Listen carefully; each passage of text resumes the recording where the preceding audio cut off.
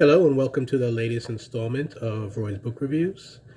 Today I am going to discuss the novel When No One Is Watching by Alyssa Cole. You're watching this video and you're seeing the words backwards, so trust me, that's what it says.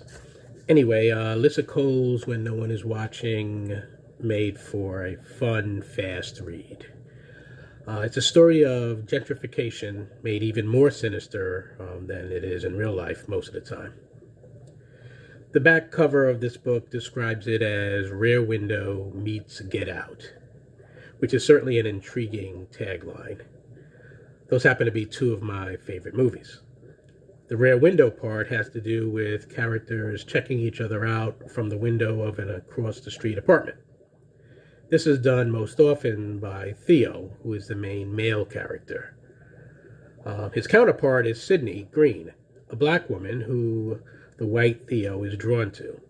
The fact that his living girlfriend is horrible, and soon to become his ex-girlfriend, who intends to evict him, is certainly enough to make Theo check out other romantic options. The setting of When No One Is Watching is a neighborhood in contemporary Brooklyn, New York, that is too quickly undergoing changes that most of the residents aren't crazy about. The Gifford Place community has been predominantly African American since well before Sydney grew up there. But of late, a lot of the black folks have been moving away, several under mysterious, unsettling circumstances. And in their place has been the arrival of affluent white people, such as Theo's one-foot out-the-door girlfriend, who is a stereotypically uptight, bitchy white woman named Kim. Technically, Theo is the one with one foot out the door, but Kim is the one doing the pushing. Sydney Green first encounters Theo and Kim on a walking tour of the neighborhood. She vocally disapproves of what the tour is highlighting and what it is leaving out, the latter being contributions over the years by the majority black population of the neighborhood. Instead, it's just focusing on white people of yesteryear. Sydney decides to create a tour of her own to counter it. And unemployed Theo, who has plenty of time on hand, volunteers to be her assistant in doing the research for the tour. Never mind the hostility that Sydney does not refrain from expressing about gentrifying white people, such as Theo. The man is not without charm, though, and Sydney is conveniently single, just as Theo is in the process of becoming. So a potential love connection is one of the book's features. When No One Is Watching is written in alternating first-person point-of-view perspective. So we get a chapter from Sydney's viewpoint, followed by one from Theo's, and then back to Sydney, and so on and so forth. As the story progresses, peculiar circumstances pile up on each other, and suspicions rise from mild to full-blown conspiracy theory territory. Why are so many of their neighbors here one day, gone the next? What could cause the bodega visited just the other day to be replaced with no notice by a store that's far less typical of what the neighborhood has been for decades, but perhaps will not be for much longer? Why isn't Sydney's best friend, Drea, answering her texts? What does the company that's building a hospital in the neighborhood have to do with the various strange things that are taking place? In the book's final chapters, a great deal of action occurs, major revelations are made, allegiances and loyalties tested, and we take a deep dive into the Get Out-esque aspects of the plot. Cole writes in an easy-to-digest manner that has you reading speedily along to find out how things are going to work out. It's all a bit too over the top to be considered realistic or literary leaning. Instead, When No One Is Watching is a solid mystery thriller genre book with a couple of likable characters that are pleasant to spend the majority of the time with.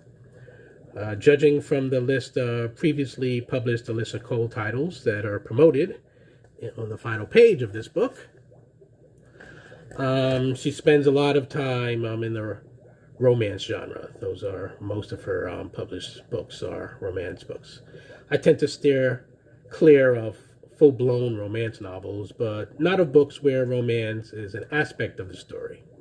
My taste is my taste, and that's why I have my own Red Pile and my own BookTube channel to discuss the type of books that I enjoy. You should feel free to do the same for yourselves. If you're into romance novels, my guess is that you'll like Cole's other books because she is a fine writer indeed.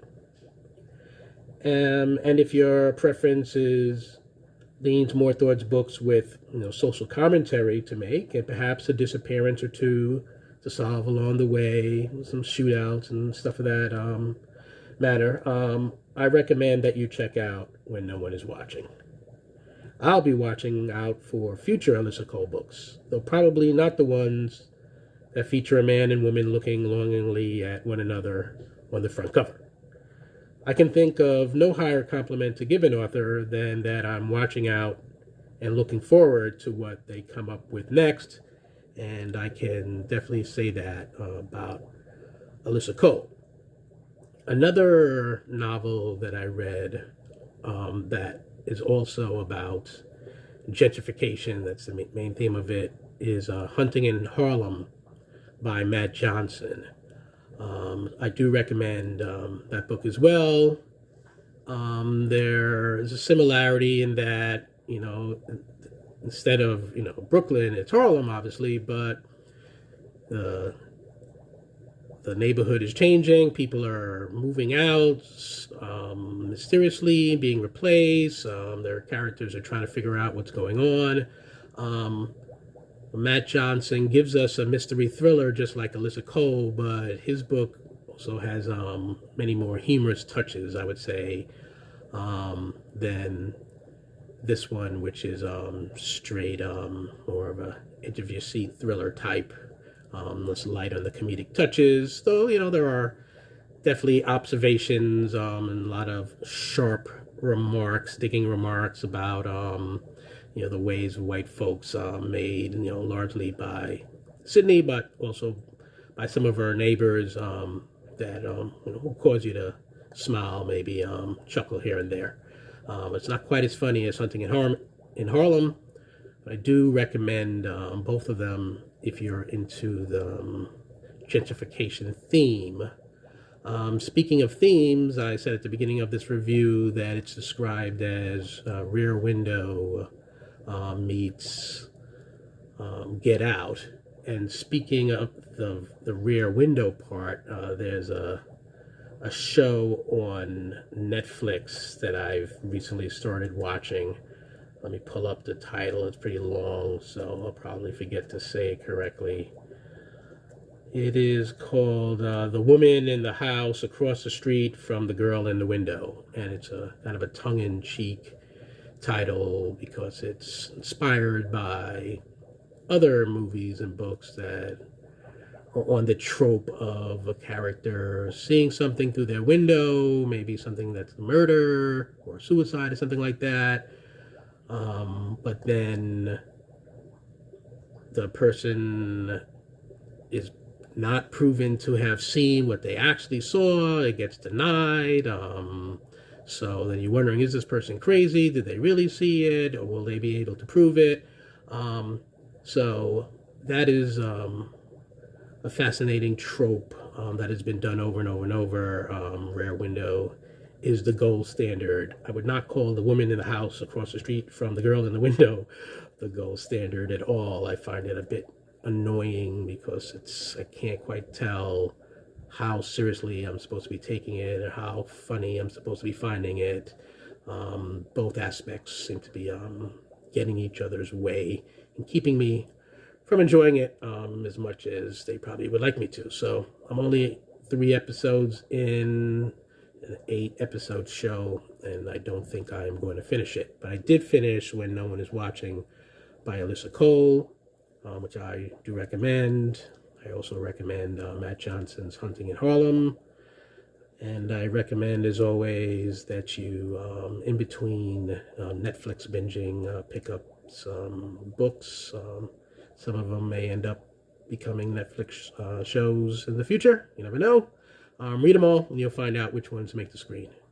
Until next time, this is Roy saying happy reading.